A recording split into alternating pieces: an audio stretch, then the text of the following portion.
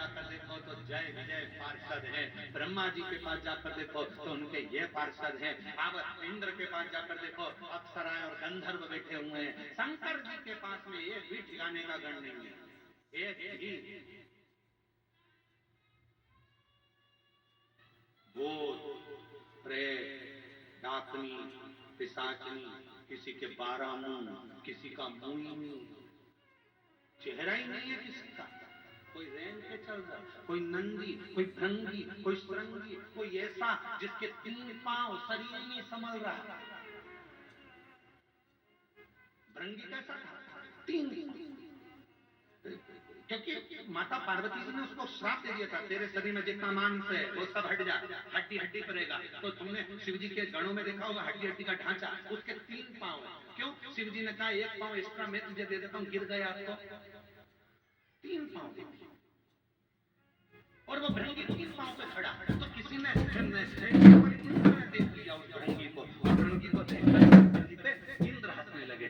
इंद्र हंसते हंसते बोले, कहने लगे गजब का काम है, इतने बड़े देव अधिदेव महादेव, अगर किसी से युद्ध हो जाए तो लड़ाई करने के लिए इन 3 पांव वालों को भेजेंगे? एक मालूम पड़े एक हड्डी का ढांचा कहीं पे भी गिर जाए।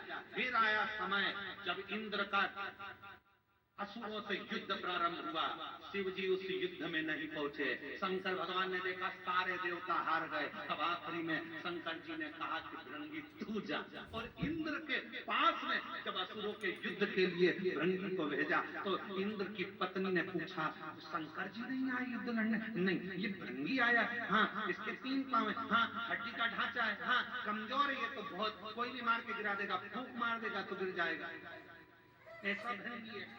इंद्र ने सोचा शिव जी ने भेजा है, लड़ाना तो जरूरी है। असुर 1.25 लाख सेना असुर की थी सामने, और अकेला भृंगी जब हड्डी का ढांचा 3 पैर से खड़ा हुआ, एक पैर जो भृंगी ने सामने रखा सारे असुरों को दबा दबा कर मार दिया। तब इंद्र को समझ में आया शंकर का कोई गण कमजोर नहीं,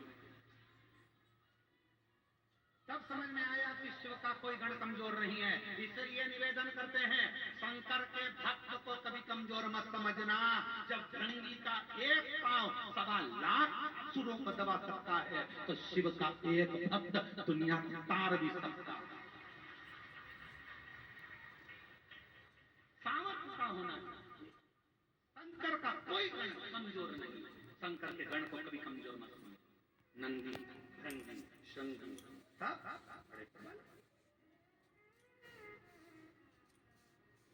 शिव जी का एक गण भूत, अभी तुम लाखों की भीड़ में एक भूत को लाके खड़ा कर दे तो सब भग जाओ। अब जब तुम भग जाओ तो देवता बचेंगे? वो भी भग जाएंगे, अप्सराएं वो भी भग जाएंगे, गंधर्व वो भी भग जाएंगे। शिव शंकर के इंद्र ने ये विचार कर लिया था, ये हड्डी हड्डी का शरीर क्या करेगा? इससे कोई लड़ाई होगी? इंद्र हंस कर गए थे कि शंकर जी के पास सारी सेना आड़ी टेढ़ी है, कोई काम की नहीं। क्या नंदी लड़ाई करेगा? क्या भृंगी लड़ाई करेगा? क्या श्रृंगी लड़ाई करेगा? कोई गण में इतना बल नहीं है कि वो लड़ाई लड़ लेगा। तब शिव जी ने अपना बल दिखाया 2 बार, 1 बार और दिखाया। तब जब ब्रह्मा जी झूठ बोले, जब ब्रह्मा ने झूठ बोल दिया, तब शंकर जी ने अपना एक गण और प्रकट कर लिया, वो था काल भैरव। देवता भी देखकर घबरा गए, दादा शंकर जी के